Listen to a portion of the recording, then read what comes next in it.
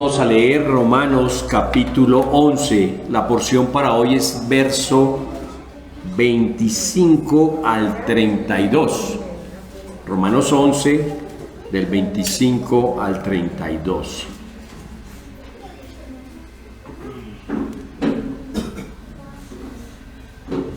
Dice la palabra del Señor: porque no quiero, hermanos, que ignoréis este misterio, para que no seáis ignorantes en cuanto a vosotros mismos, que ha acontecido a Israel endurecimiento en parte, hasta que haya entrado la plenitud de los gentiles, y luego todo Israel será salvo, como está escrito: vendrá de Sión el libertador, y apartará a Jacob la impiedad, y este será mi pacto con ellos cuando yo quite sus pecados. Asimismo, en cuanto al Evangelio, son enemigos por causa de vosotros, pero en cuanto a la elección, son amados por causa de los padres, porque irrevocables son los dones y el llamamiento de Dios, pues como vosotros también en otros tiempos erais desobedientes a Dios, pero ahora habéis alcanzado misericordia por la desobediencia de ellos. Así también estos ahora han sido desobedientes, para que por misericordia concedida a vosotros, ellos también alcancen misericordia, porque Dios sujetó a todos en desobediencia, para tener misericordia de todos. Amén. Mis hermanos, retomamos la carta a los Romanos después de un mes donde nos gozamos, nos entregamos, nos sumergimos en la meditación de la palabra de Dios. Un mes especial como el mes de octubre, mes de la Biblia, mes de la misericordia de Dios. ¿Por qué? Porque Él se plació en utilizar a hombres para que llevaran a cabo una tarea titánica, una tarea enorme, que era traducir las escrituras a los idiomas del pueblo, para que la pudieran entender todos, ¿sí? Utilizó a hombres comunes y corrientes, hombres pecadores como nosotros, pero los llenó del espíritu de valentía, de valor, para enfrentar a un imperio, al imperio católico romano, y poder llevar la palabra de Dios al pueblo. Dejamos ya el mes de octubre y retomamos la carta a los Romanos. Y lo que hemos podido ver, haciendo un recorderis grande hasta el capítulo 11, lo que hemos podido ver hasta aquí es a un Dios grande en misericordia. ¿Sí? Pues todos estábamos destituidos de la gloria de Dios. No había justo aún ni uno. Pero Dios muestra su misericordia en que, aun siendo pecadores, Cristo murió por nosotros. Y también nos deja ver que ahora tenemos paz para con Dios por medio de nuestro Señor Jesucristo, y que ya no hay condenación para los que están en Cristo Jesús. La última parte de esta hermosa porción, de esta hermosa palabra en el libro de los Romanos, nos ha hablado el Señor, y ha sido un tema muy controversial. ¿Ustedes se acuerdan de qué tema en especial se ha hablado en los últimos capítulos? 9, 10, 11. La elección. Porque comienza hablando de la elección de los gentiles, ¿cierto? La elección, un tema en este tiempo muy controversial. La elección tanto de los gentiles como de los israelitas, o de un remanente israelita. ¿Será acaso, viendo nosotros el día de hoy todo lo que ha acontecido con la nación de Israel, que la palabra ha fallado? No. Dios ha dado sus promesas a este pueblo, y eso es verdad. Dios dio las promesas al pueblo de Israel. ¿Cómo está Dios con este pueblo? ¿Cómo está Dios con este pueblo en el cual Él ha desbordado misericordia y le ha dado todo a este pueblo. Hablo de las promesas, hablo de los profetas, hablo hasta del mismo Mesías. ¿Cómo está Dios con ese pueblo el día de hoy? Nos lo contesta Romanos capítulo 10, verso 21. Pero acerca de Israel dice: todo el día extendí mis manos a un pueblo que rebelde y contradictor. Rebelde y contradictor. Y esto fue hace más de 2000 años. Y hoy siguen por las mismas. Pero Dios sigue por lo mismo, extendiendo sus manos a este pueblo. Entonces, ¿podemos decir que Dios desechó al pueblo de Israel por rebelde? No. Romanos 11:1. Entonces preguntó: ¿acaso Dios ha rechazado a su propio pueblo, la nación de Israel? Por supuesto que no. Yo mismo, dice el apóstol, soy israelita, descendiente de Abraham, miembro de la tribu de Benjamín. Para la muestra, un botón. Hemos podido ver de los versículos del 1 al 10 que Dios ha mostrado su misericordia al no rechazar completamente a la nación de Israel. Nos ha dejado ver que hay un Israel dentro de Israel. De los versos del 11 al 24, también hemos visto cómo Dios, aún sin merecerlo, salva tanto a judíos, un remanente, como a gentiles, sin merecerlo, solo a los que creen. Y para ello utiliza un medio, uno solo, tanto para salvar a judíos como a gentiles. ¿Cuál es ese medio? ¿Ah? ¿Cuál? El Evangelio. El Evangelio. El Evangelio. Tanto para unos como para otros. Para el gentil son las buenas noticias. Para el gentil son las buenas noticias de salvación. Pero para el judío es piedra de tropiezo. Hermanos, noten el plan, noten este plan hermoso. Y me puse a meditar en ese plan y en lo que leí y en lo que estudié. Ninguno de nosotros podría haber hecho esto, haber hecho este plan tan perfecto. Estoy hablando del plan de salvación, tan perfecto, que ninguno de nosotros lo hubiera tenido en la mente para poderlo realizar.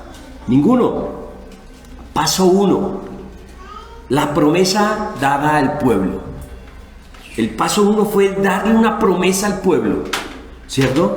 A ese pueblo que en este capítulo lo llama como olivo. Olivo. Pero ¿qué hacen muchos de este pueblo? ¿Qué hacen muchas hojas de este olivo? Pues desechan este plan. Lo desechan. Desechan a Dios. Y continúa este plan mostrando Dios misericordia a otro pueblo. ¿Y cómo lo llama a ese otro pueblo?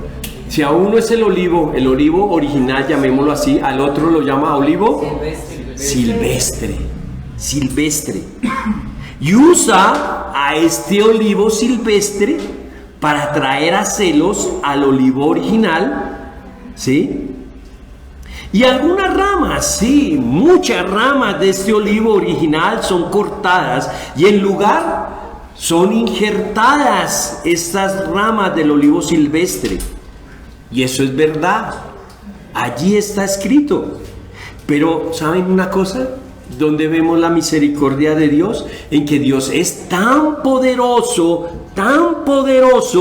que Él es el único que puede volver a tomar esas ramas que cortó del olivo original y volverlas a injertar. ¿Y eso no es misericordia? Tanto las unas como las otras, las ramas originales como las ramas injertadas, son alimentadas ¿por quién? ¿Se alimentan ellas solitas? No, por la misma raíz. Y esto es lo que hemos podido ver hasta hoy, un rápido recuento de lo que hemos visto hasta el día de hoy. Como título le colocamos a este sermón, la gloriosa misericordia de Dios. Y si ustedes notaron en esta introducción, una palabra que podríamos resaltar, ¿cuál era? ¿Cuál puede ser? Misericordia. Tanto para escoger a un pueblo que no lo merece, darle sus promesas, ¿cierto? Como el pueblo judío, darles al Mesías, salvar un remanente. Misericordia para acoger a otro pueblo que mucho menos lo merecía y traerlo, injertarlo en el olivo. Como de este olivo original traerlos y volverlos a injertar. Eso es misericordia.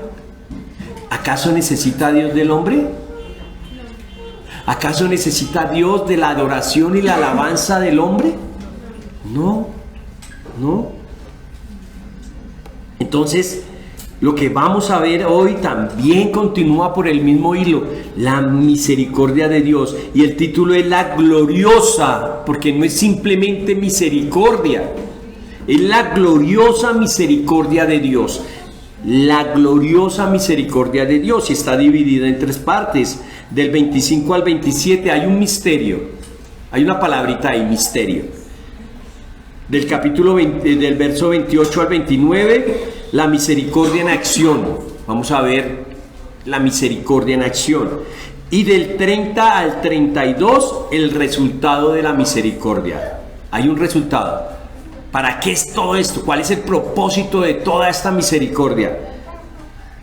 Y comencemos del 25 al 27. Porque no quiero, hermanos, que ignoréis este misterio, que para que no seáis arrogantes en cuanto a vosotros mismos, que ha acontecido a Israel endurecimiento en parte hasta que haya entrado la plenitud de los gentiles. Y luego todo Israel será salvo, como está escrito: vendrá de Sión el libertador y apartará de Jacob la impiedad. Y este será mi pacto con ellos cuando yo quite sus pecados. Bueno, lo primero que nos muestran las escrituras es que hay un misterio, ¿cierto? Pero noten ustedes cómo es Dios. Utiliza al apóstol para llamar la atención. Oiga, pilas, iglesia. No quiero que ignoren. No quiero que ustedes pasen por alto esto. Porque es que a veces uno lee la Biblia y pasa por alto muchísimas cosas. Y a veces hay que hacer unos cela, ¿no? Nos pare y medite en ello. Pilas. Hay un misterio. Y el apóstol llama la atención a la iglesia en Roma que no debería ignorar este misterio. Bueno, una pregunta. ¿La iglesia en Roma sabía cuál era ese misterio? Sí. No, porque ya no sería misterio. Se los va a explicar es el apóstol, ¿cierto? Porque si fuera misterio, ¿para qué lo explica el apóstol? ¿Cierto? No, la iglesia en Roma estaba ignorante respecto a este misterio. Y nosotros muchas veces también. Pero ¿cuál era este misterio? Bueno, lo primero que debemos saber es que un misterio en la Biblia es una verdad que no habría sido conocida por ningún hombre a menos que Dios mismo la revelara. A menos de que Dios mismo la revelara. Y Pablo aquí les va a revelar una verdad de parte de Dios. No es de parte de Pablo. Un misterio es algo que en nuestras mentes no cabe. Estamos ignorantes. Que únicamente es revelado porque Dios se ha placido en revelárselo al pueblo. ¿Listo? A la iglesia. Miren, noten ustedes. ¿Cuál es ese misterio? ¿Cuál sería ese misterio? Pues Pablo no lo dice. El verso 25, la parte B, que aconteció a Israel endurecimiento ¿en qué? En parte, hasta que haya entrado la plenitud de los gentiles. Ese es el misterio. Ha acontecido a Israel endurecimiento en parte hasta que haya entrado la plenitud de los gentiles. Pero, noten ustedes, pero este misterio tiene un propósito, porque se lo está revelando Dios mismo por medio de Pablo a la iglesia. Oigan, hay un misterio, que Israel se endureció. Una parte de Israel está endurecida, se endureció en parte. Pero esto va a pasar cuando entre toda la plenitud de los gentiles, ¿cierto? ¿Cómo puede ser eso? Hay un misterio, ¿sí? Pero tiene un propósito. ¿Para qué? Pues está en la parte A. Para que no se vuelvan orgullosos de ustedes mismos. Ese es el propósito de que Dios se ha placido en revelar ese misterio.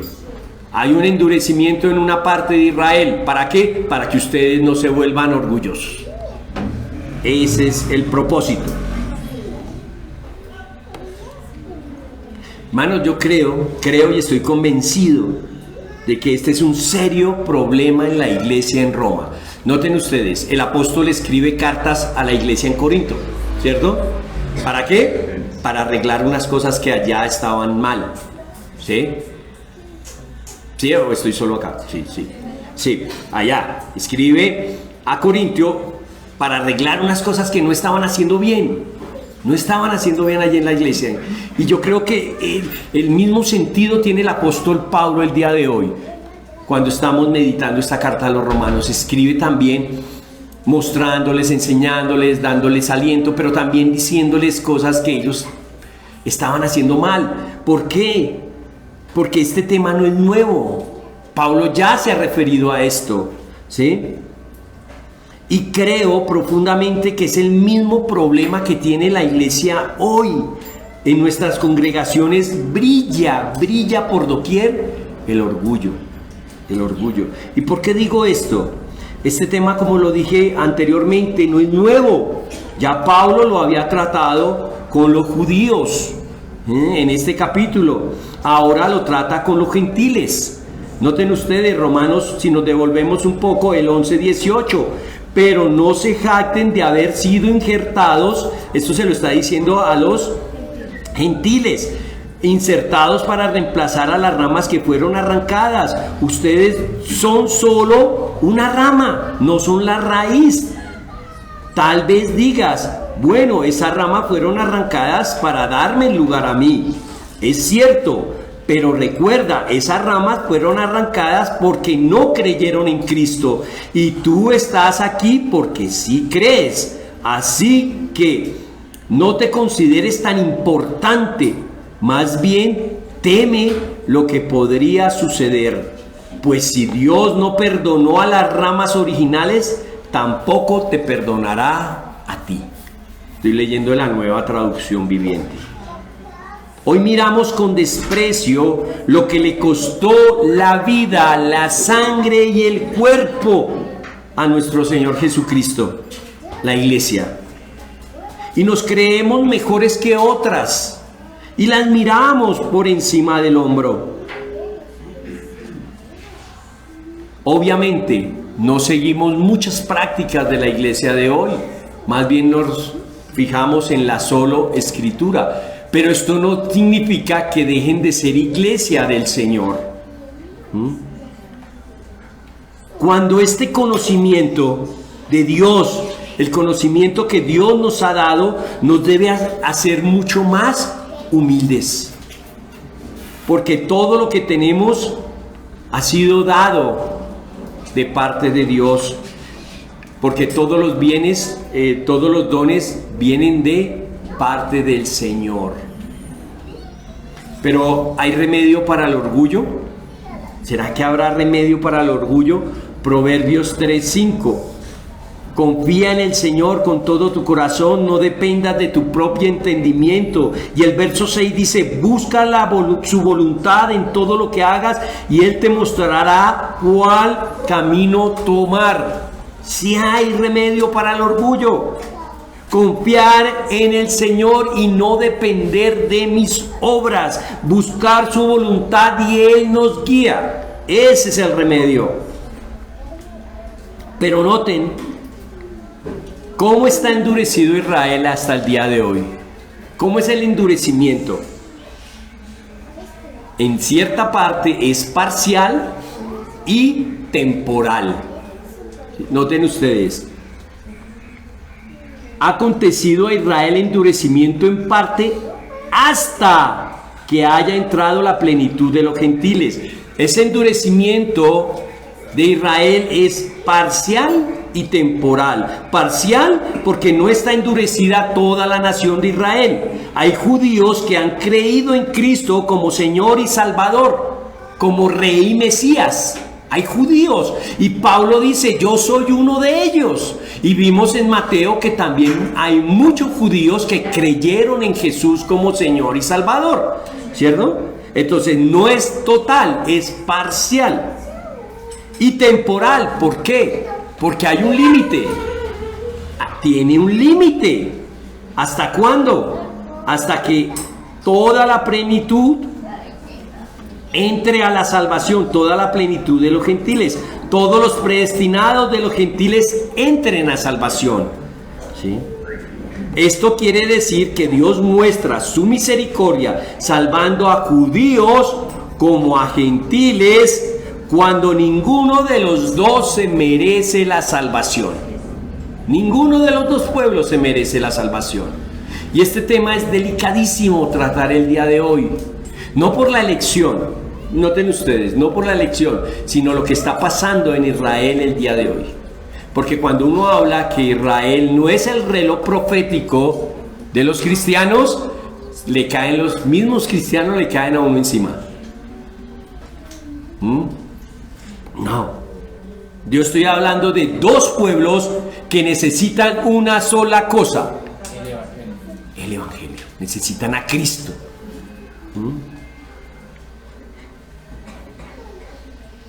Esta puerta se va a cerrar. La puerta de salvación se va a cerrar. Miren, noten ustedes, yo he escuchado a personas que dicen, hoy no, tal vez mañana. ¿No les ha pasado? Cuando uno les predica, mire, hijo, tío, papá, hermano, Cristo es el Señor, Cristo murió por nuestros pecados, evangelizamos, ¿cierto? Y si no crees, pues te espera el lago de fuego. Sí, pero hoy no, tal vez mañana. Pues una noticia, viendo esta porción, esta puerta se va a cerrar. ¿Cuándo? En la segunda venida de nuestro Señor Jesucristo. En la segunda venida del Señor Jesucristo, el último que no sabemos quién es, el último gentil escogido va a entrar. Igualmente, el remanente de Israel estará entrando también. Y ahí se cierra. No habrá más misericordia, que es el tema de este capítulo. No habrá más misericordia. Entra el último gentil, entra el último judío escogido y ya no va a haber más. No va a entrar ni uno más ni uno menos. Los que Dios ha predestinado desde antes de la fundación del mundo, de estos dos pueblos, van a entrar ese día glorioso de la segunda venida de nuestro Señor Jesucristo. Y la puerta de misericordia va a ser cerrada. Porque es que pensamos que Dios es eternamente misericordioso, y sí lo es, pero Él tiene un límite de salvación. Estamos hablando de la salvación, porque cuando venga el Señor Jesucristo, pues ya no va a haber más gracia, ya no va a haber más misericordia. Si nos preguntan cuándo es el día de salvación, debemos responder una sola cosa: Hoy es el día, porque quién sabe cuándo va a venir el Señor. Puede venir como ladrón en la noche, sin avisar. Esto me llevó a pensar que la iglesia tiene una tarea, predicar el evangelio tanto a judíos como a gentiles. Pero en esto demostramos hasta nuestro orgullo, que decimos, si la salvación es de Dios, ¿para qué predicamos? Muchas veces decimos, Y Pablo le está diciendo a la iglesia, no, es que su tarea es predique el evangelio, porque no sabemos quién es el último salvo, cuándo será, no lo sabemos. La tarea de la iglesia es predique el evangelio. Pero a veces decimos, no, pero si el resultado es del Señor. Además, si yo le pregunto y no va a entrar dentro de la plenitud, ¿para qué pierdo mi tiempo? No, la tarea de la iglesia es evangelizar tanto a unos como a otros. ¿Será que alguien no necesita el evangelio el día de hoy? ¿Será que los judíos hoy no necesitan el evangelio? Yo creo que ellos más que nadie en el mundo el día de hoy necesitan el evangelio. Pero también nos habla una palabra, endurecimiento. Dice que Israel se endureció. Y recordemos, porque a veces tenemos un mal concepto de este endurecimiento. Pensamos que Dios pone en unos salvación y en otros los endurece para que no se salven. Y eso es lo llamado la doble predestinación, que no estamos de acuerdo con eso. Cuando hablamos de endurecimiento es que el hombre siempre, desde que Adán y Eva cayeron, quieren hacerlo malo. Quiere hacerlo malo. El corazón del hombre está inclinado al mal. Siempre va a estar inclinado al mal, ¿cierto? ¿Y qué hace Dios? Pues simplemente lo deja hacer lo que el hombre quiere hacer, lo malo. Miren, noten ustedes, acuérdense de Faraón. No es que Dios haya cogido el corazón de Faraón y lo volvió más piedra. No. Era el corazón, el anhelo, la maldad que había en el corazón de Faraón. Y él obró según su proceder, su instinto, su naturaleza. Hermanos, este es el misterio. Los gentiles marcan y van a marcar el tiempo de salvación de los judíos. No los judíos el reloj profético de la iglesia, no, es al contrario. Los gentiles marcarán el tiempo, porque dice que cuando entre el último gentil, el remanente judío va a entrar también. Noten, la Biblia no se contradice. Aquí vemos que todo Israel será salvo, pero en el verso 5 dice que hay un remanente. No toda la nación es nación, y ya lo hemos podido ver. Dios ama a Jacob y aborrece, por ejemplo, a Esaú. A unos escoge, a otros los deja, los pasa por alto.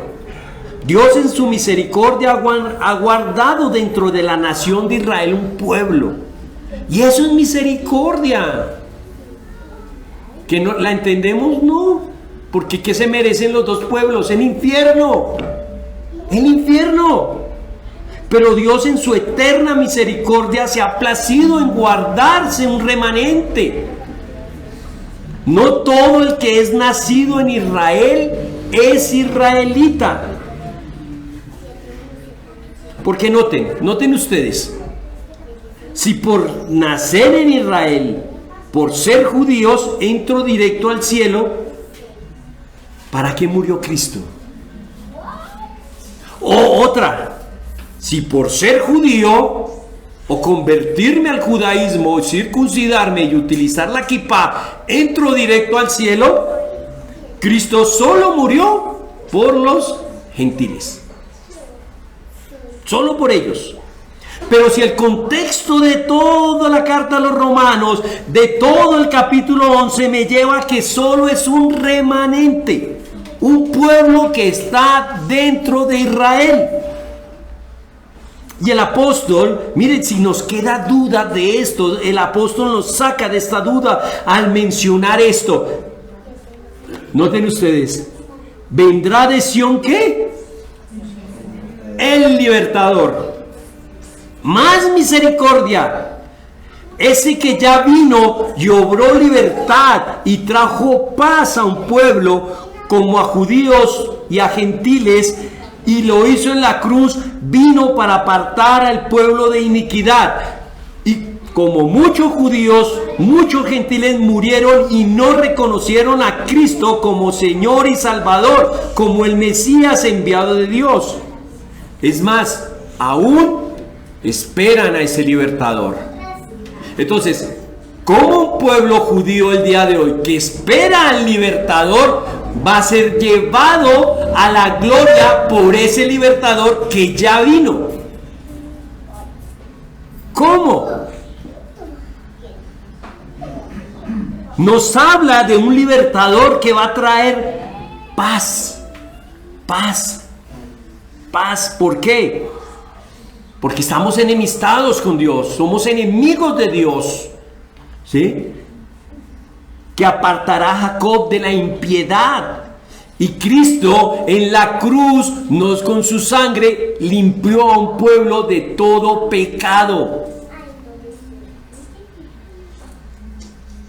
Muchos judíos han muerto, muchos, y no han creído en Jesús como Señor y Libertador.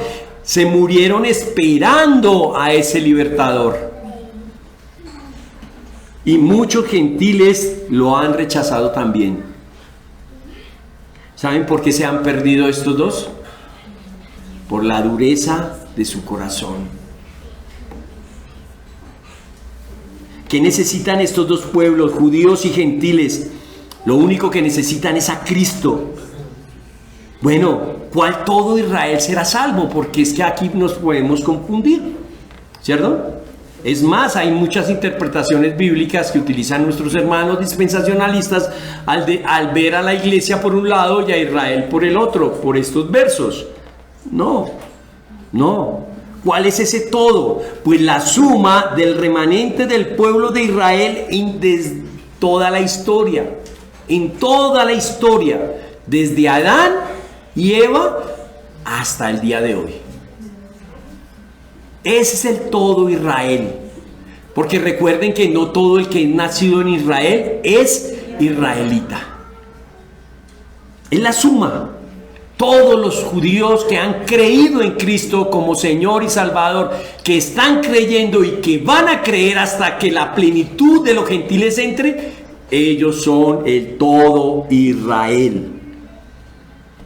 Y es difícil y es complicado hablar de estos temas el día de hoy por la coyuntura que hay en el Medio Oriente el día de hoy.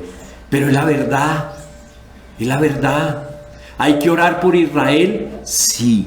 ¿Hay que orar por Palestina? También.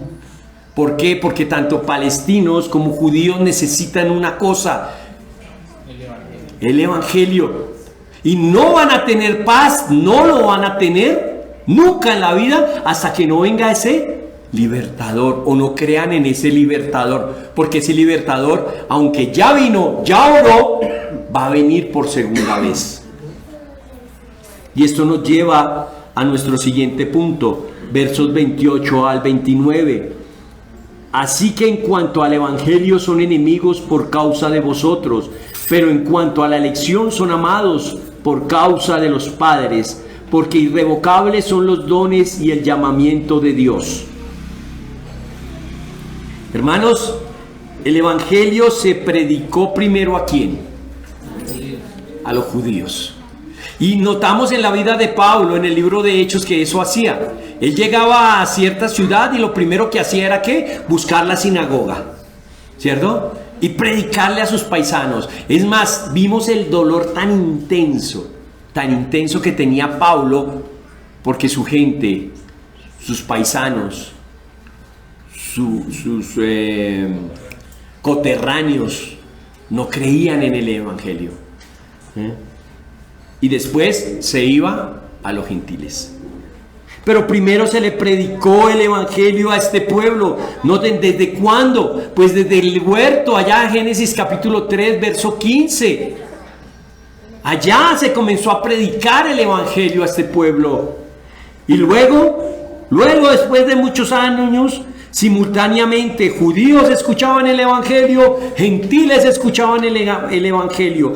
Esta fue la tarea de los profetas. Y luego la tomaron los apóstoles.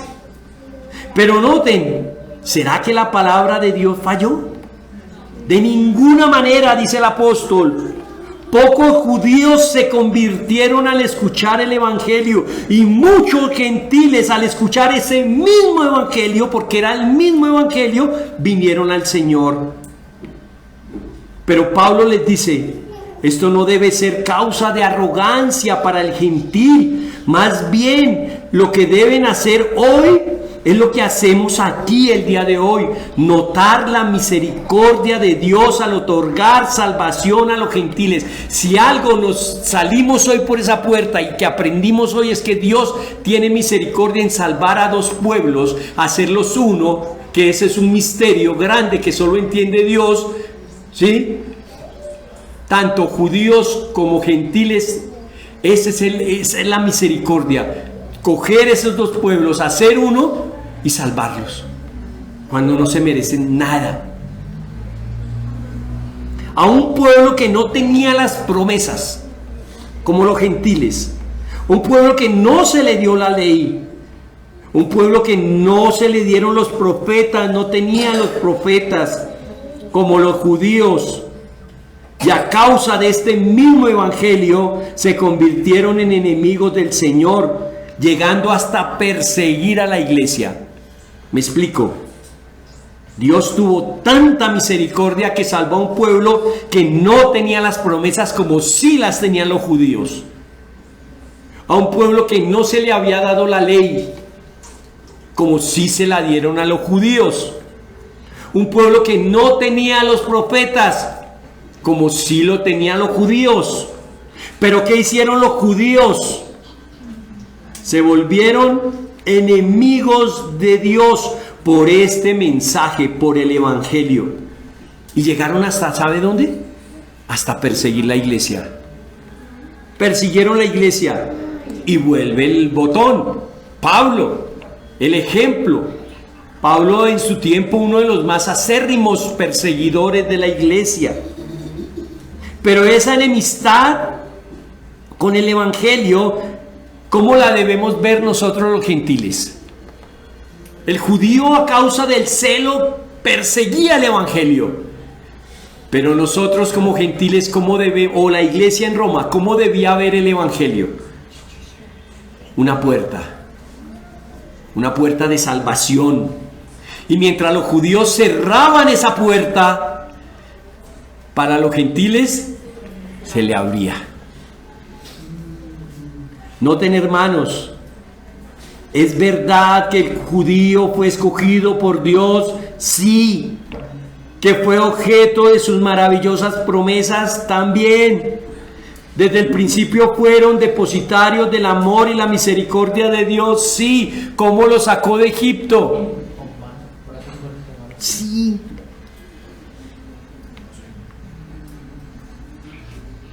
Y lo que no permite que esta puerta de salvación se haya cerrado hoy para este pueblo son esas mismas promesas que algún día les dio. Noten ustedes, ¿Dios prometió al pueblo que iba a ser salvo? Sí. Génesis capítulo 3, verso 15, allá le prometió a ese pueblo que iba a ser salvo. Hizo un pacto luego. ¿Con quién? Dice: y este será mi pacto con ellos cuando quite sus pecados. Hizo un pacto con Abraham, Isaac y Jacob. Un pacto de amor con sus escogidos. Pero noten, la incredulidad de muchos judíos y de muchos gentiles, ¿será que anula o altera las promesas de Dios? Dios, al ver que entregó sus promesas, su palabra, su ley, sus profetas, su Hijo, ¿y qué hizo el pueblo? Desecharon todo. ¿Será que Dios se puso a pensar: ¿y yo para qué sigo? No. La incredulidad de muchos judíos y de muchos gentiles no anulan ni alteran las promesas de Dios. Dios ha prometido salvar un pueblo. ¿Para quién? Para Él mismo. Esa es la misericordia y el amor que ¿qué merece este pueblo? Vuelvo y les digo, metámonos eso en la cabeza. ¿Qué merecen estos dos pueblos? La muerte, la condenación, porque la paga del pecado es muerte. Y este pueblo se desvió de los caminos del Señor ya hace mucho tiempo. Esto que está viviendo Israel, ese endurecimiento, no es nuevo. No es nuevo. Hace mucho tiempo que se desviaron.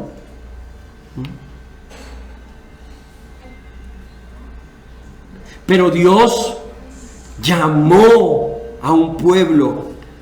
Y este llamamiento, ¿sabe qué es? Irrevocable. Irrevocable.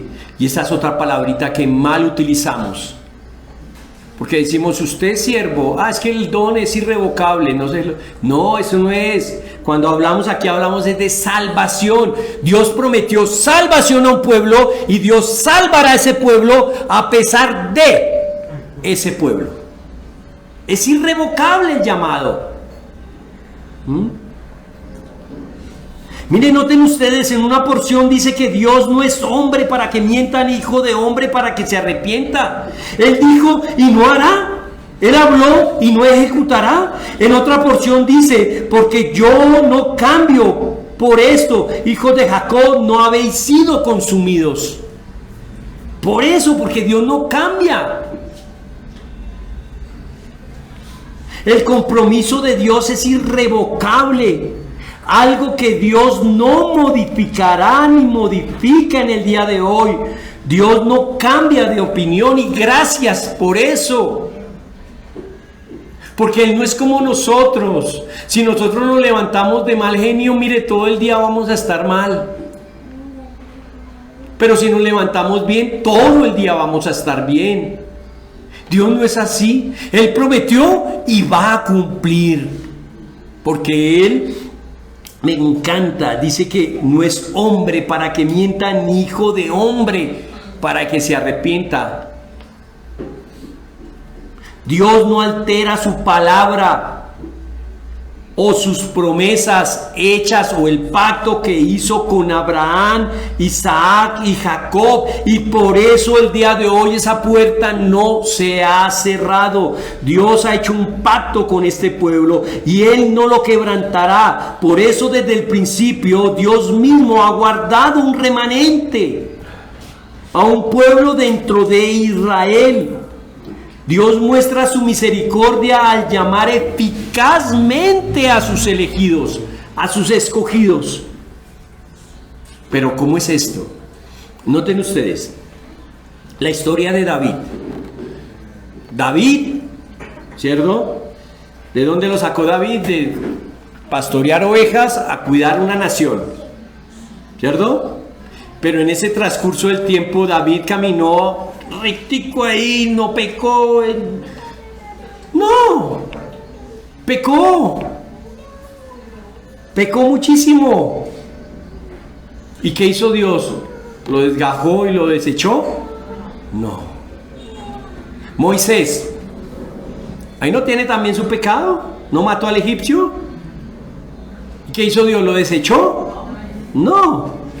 Pablo consintió la muerte del primer mártir, persiguió la iglesia, yo creo que mató muchos cristianos. ¿Y qué hizo Dios? ¿Lo desechó? No. Dios al que llama lo guarda eficazmente, porque ni uno se perderá de los que Él ha llamado. Y seguro estoy de que Dios, quien comenzó la buena obra en ustedes, la continuará hasta el día que quede completamente terminada, hasta el día que Jesucristo vuelva. Hermanos, Dios ratifica este llamamiento con la entrega de dones otorgados solo a estos que ha llamado, y a estos dones nunca les serán quitados. Miren, noten ustedes, Dios llama a un pueblo, pero ¿qué hace? ¿Los deja ahí? No, los dota, les da dones, y esos dones, al igual que el llamamiento, son irrevocables. Irrevocables. Hablemos del fruto del Espíritu Santo. Es que a veces decimos, el fruto del Espíritu Santo es paz, paciencia, benignidad, gozo, templanza, mansedumbre. ¿Qué más? amor, ¿cierto? Y es que a veces yo lucho con mi templanza, pero tengo mucho amor. O a veces lucho con la paciencia o con la ira, ¿cierto? No, el fruto es completo, no es a medias. Que se va perfeccionando cada vez es otra cosa. Pero ¿será que porque pequé hoy Dios me va a quitar lo que me ha dado? No, nos perdona. Claro, estos dones son irrevocables. Y esto es un cristiano que diga, no, yo fui a la iglesia. Una persona que diga, yo fui cristiano, fui a la iglesia, pero ahora ya no soy cristiano, no voy a la iglesia. Eso es mentira, nunca fuiste cristiano, nunca. Hermanos, por consiguiente, todo aquel que Dios llama también es irrevocable, no lo quita, la obra del Espíritu Santo en su vida. Noten ustedes, Dios llama irrevocablemente a pesar de nuestro pecado, a pesar de que continuamos pecando. Dios nos ha llamado y Dios nos llama, ¿sí? No, aparte, y no nos quita la salvación. Aparte nos dota, nos da dones, nos da el fruto del Espíritu Santo y no nos lo quita. Y aparte nos da más. ¿Quieren más? Nos da más el Espíritu Santo y no nos lo quita. A pesar de nosotros mismos. La obra es completa, plenamente de Dios. Dios dota, Dios capacita al creyente con un fin. ¿Cuál será ese fin? Perseverar. Perseverar. Ustedes imagínense a la iglesia andando en medio de este mundo sin la obra del Espíritu Santo. Sin estos dones. O perdiendo y ganando la salvación. Perdiendo y ganando la salvación. No. Todo lo que Dios nos ha dado, ha prometido, es irrevocable. En pocas palabras, Pablo le dice a la iglesia en Roma, a los que Dios ha llamado para salvación, ninguno se perderá. ¿Por qué? ¿Por qué? Porque únicamente la obra de Cristo, en esto no interviene el hombre, única de Cristo. ¿Dónde tenían puestos los ojos los patriarcas? Abraham, Isaac y Jacob. ¿En dónde? En el cielo. En Cristo tenían puestos los ojos. Y todo salvo, ¿dónde debe mirar el día de hoy? A Cristo. Debe mirar como en el desierto, cuando el pueblo estaba en el desierto, a la serpiente de bronce. El que somos picados por esa culebra del pecado. Estamos envenenados por ella. Pero ¿a dónde miramos? A Cristo. Amén, hermana, a Cristo. Allí debemos mirar. Para nosotros este llamamiento también es irrevocable el día de hoy. Sus dones en mi vida también lo son. Y estos me ayudan a qué? A lo mismo que le está escribiendo el apóstol a la iglesia. La iglesia entendía que si Dios da, Él no quita, es para que perseveren, porque ellos estaban en medio de una persecución. ¿Y será que hoy el mundo no persigue a la iglesia? Si no te sientes perseguido por el mundo, evalúa tu fe. Evalúa tu fe, porque el mundo nos persigue. Son palabras de ánimo. Dios nos da la obra del Espíritu, nos da los dones, el fruto, nos da el llamamiento. ¿Para qué? ¿Para que nos jactemos? Entonces somos mejores que ustedes. No, para que perseveremos. Hermanos, no somos salvos por nuestras obras, pero nuestras obras son evidencia de estos dones y este llamamiento en mi vida. Hermanos, ¿cómo sé hoy que Dios no ha desechado a Israel? Porque hasta el día de hoy hay fiesta en el cielo por un pecador convertido. Porque hoy a esta hora, en medio del conflicto, se sigue predicando a Cristo en Israel. Y estamos seguros de que la puerta no se ha cerrado, porque Dios sigue añadiendo. Mire, hablamos que Dios es tan poderoso que Él añade de ese olivo, de esas ramas que Él quitó hace mucho tiempo. Quitó esas ramas, están ahí, pero Él las cogió y las injerta nuevamente. ¿Por qué? Porque el Evangelio se está predicando en Israel el día de hoy. Por eso sabemos. ¿Por qué más sabemos que Dios no ha desechado a Israel? Porque a los que antes conoció, también predestinó para que fuesen hechos conforme a la imagen de su Hijo, para que Él sea el primogénito de entre muchos hermanos. Y a los que predestinó, a estos también llamó. Y a los que llamó, a estos también justificó. Y a los que justificó, a estos también, ¿qué? Glorificó. Si Dios prometió del huerto, no hablemos de los patriarcas, vámonos mucho más allá. Génesis 3:15 prometió de la simiente vendría la salvación. Dios lo prometió en el huerto, lo ha hecho, lo seguirá haciendo hasta el día de que entre la plenitud de los gentiles. ¿Por qué? Porque Dios no es hombre para que mienta, ni hijo de hombre para que se arrepienta. Y Él dice que yo los llamé, y a esos que llamó los lleva hasta todo el proceso. ¿Hasta dónde? Colocarlos allá en el cielo. Eso es. ¿Por qué creemos que Dios no ha desechado a Israel? Por su misericordia, por su palabra. Porque Él dio la palabra de que iba a sacar un remanente de ese pueblo. Y hasta el día de hoy se predica el Evangelio en Israel. Y esto nos lleva a la última parte, versos 30 al 33. Pues como vosotros también en otro tiempo erais desobedientes a Dios, pero ahora habéis alcanzado misericordia por la desobediencia de ellos, así también estos ahora han sido desobedientes, para que por la misma misericordia concedida a vosotros, ellos también alcancen, ¿qué? Porque Dios sujetó a todos en desobediencia para tener, ¿qué? ¿De quién?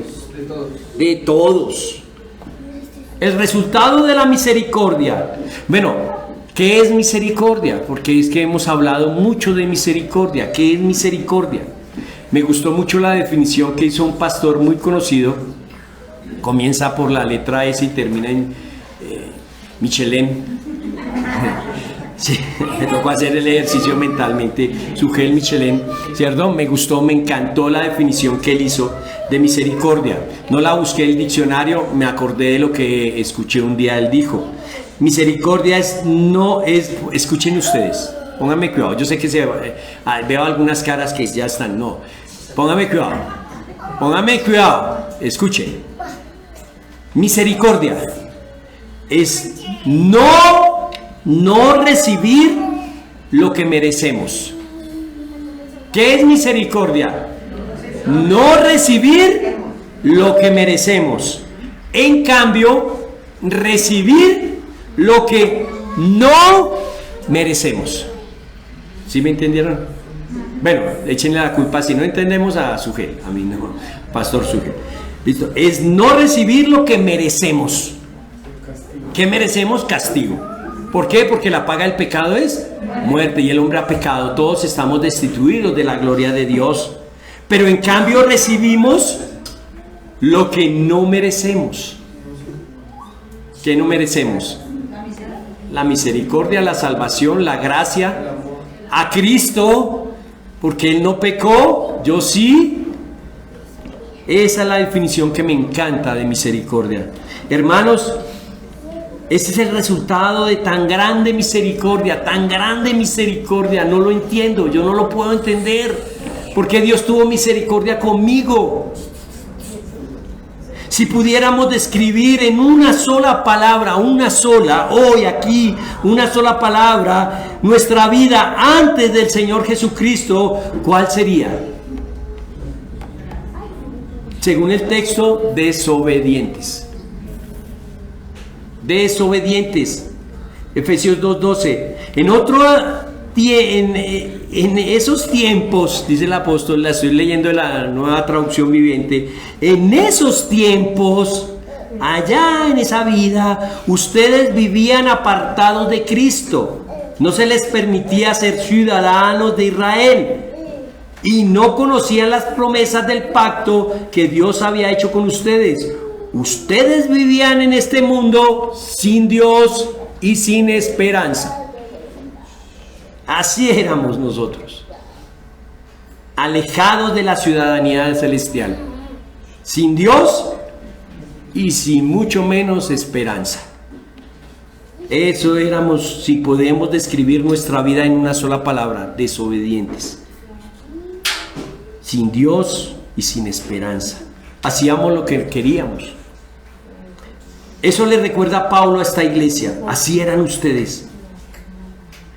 Son lo que son ahora por pura misericordia. No se pueden jactar. Si por rebeldía de los judíos Dios tuvo, si hay algo que nos debemos jactar, jactémonos en Cristo, dice la Escritura, ¿cierto? Y noten, denle gracias a Dios. Gracias, Dios mío, porque por la rebeldía, la desobediencia del pueblo de Israel, hoy contamos nosotros con la salvación. Noten ese despliegue de misericordia para los gentiles, pero también para los judíos, porque los dos antes éramos llamados enemigos.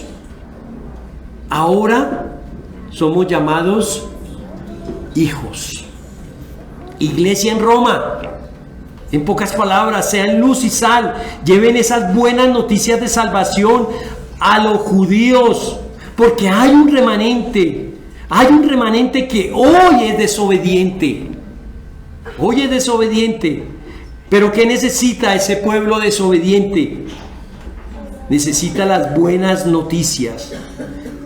Y hermanos, noten, más misericordia de Dios. Eso lo podemos ver desde el libro de los Hechos, ¿no? Cómo Dios despliega su misericordia y hace que hombres gentiles prediquen el evangelio y muchos lleguen al arrepentimiento. ¿Por qué hicieron esto estos hombres? Porque entendieron la misión. ¿Cuál es nuestra misión? Predicar el evangelio. Ni creernos, ni adularnos, ni jactarnos, ni tener con misericordia. Es que pobrecito los judíos. No, la tarea de la iglesia es predicar el evangelio. Hermanos, ¿qué nos puede diferenciar entre el pueblo escogido por Dios de entre Israel y los gentiles? ¿Qué puede haber de diferencia allí? Nada.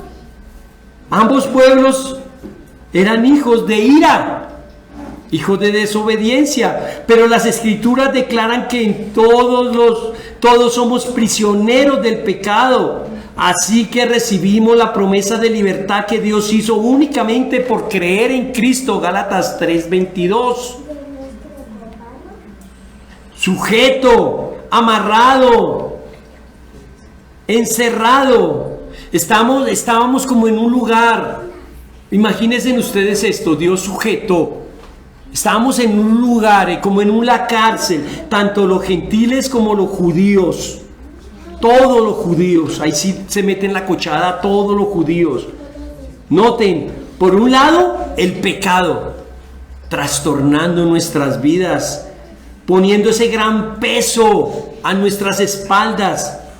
Y por otro lado, la señora ley, acusándonos, señalándonos, culpándonos. Pero noten la misericordia de Dios, que es el tema de esta predicación. Dentro de esta prisión, Dios saca a unos tanto gentiles como un remanente judío. Estamos todos ahí en esa misma cochada, sujetos al pecado. Pero Dios, por su misericordia, saca a un pueblo.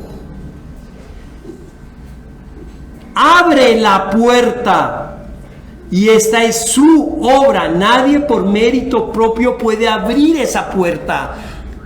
Nadie. Es más, no desean, no quieren abrirla porque se sienten cómodos. Mire, el gentil se siente cómodo con su pecado. Se siente a gusto, no se me duerman, se siente a gusto con el pecado. Pero el judío, ¿cómo está? Igual en su religiosidad, placentera su vida en su religiosidad. Dios me va a salvar porque he hecho esto, he hecho aquello, he hecho lo otro. Solo cuando Dios obra en el hombre, lo encamina a la libertad. Solo cuando Dios obra en el hombre, lo saca de donde está sujeto y lo pone en el camino de libertad. Y tú y yo estábamos sujetos a desobediencia, al pecado. Y así hoy viven muchos dentro de la iglesia, sujetos al pecado. Mire, misericordia de Dios. ¿Dónde vemos allí la misericordia de Dios? Dejar ver al hombre su verdadera condición, pecador. ¿Ustedes creen que el hombre puede por sí mismo decir, es que yo soy pecador? No. ¿Dónde vemos la misericordia? Al dejar ver la bancarrota en la que nos encontramos. ¿Dónde vemos la misericordia? Al dejar ver la incapacidad que tengo para salvarme. ¿En dónde deja ver la misericordia? Al dejarme ver la necesidad de un Salvador. ¿Dónde me deja ver la misericordia? En que necesito un libertador. ¿Para qué? Para que tome mi lugar en la cruz. ¿Dónde vemos la misericordia de Dios? En que ahora me llama hijo. Pero ¿cómo es esto? ¿Cómo puede Dios hacer esto? ¿Cómo puede sacarme de esa cárcel, por decir algo, de ese lugar de pecado y llevarme allá a la luz? Romanos 3:24, siendo justificados gratuitamente por su gracia mediante la redención que es en Cristo Jesús, única y exclusivamente. Pero habla de un todos. Sí, Juan 3:16, pues Dios amó tanto al mundo que dio a su único Hijo para que todo aquel que en él crea no se pierda, sino que tenga vida eterna. Hermanos, Cristo es la puerta de salvación tanto para los unos como para los otros. Lo importante aquí, porque es que nos matamos al decir, mire, la palabra dice que todos. No, lo importante aquí es ver la misericordia de Dios que Dios ha tenido con todos.